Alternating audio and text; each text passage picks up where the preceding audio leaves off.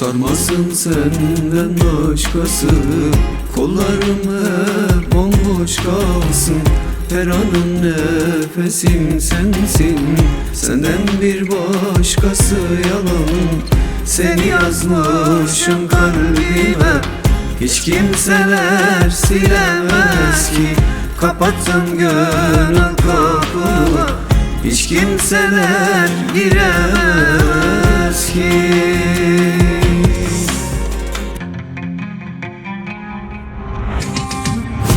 Gelin olam sen de damat, gel kalbime imzanı at. Ben ölürsem senden önce hikayemizi sen anlat. Sen gelin ol ben de damat, gel kalbime imzanı at.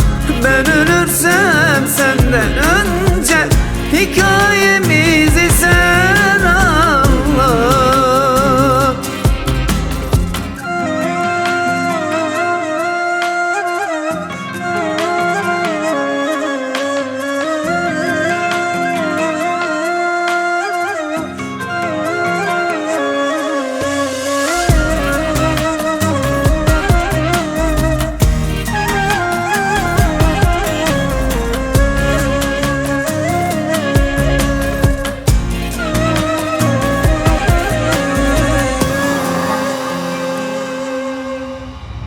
Seni yazmışım kalbime, hiç kimseler silemez ki.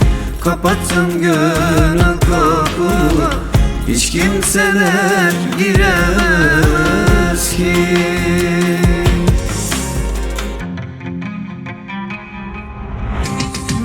Sen gelin ol ben de damat, gel kalbime imzanı at. Ben ölürsem senden önce hikayemizi sen anlat. Gelin olam sen de damat, gel kalbime imzanı at. Ben ölürsem senden önce hikaye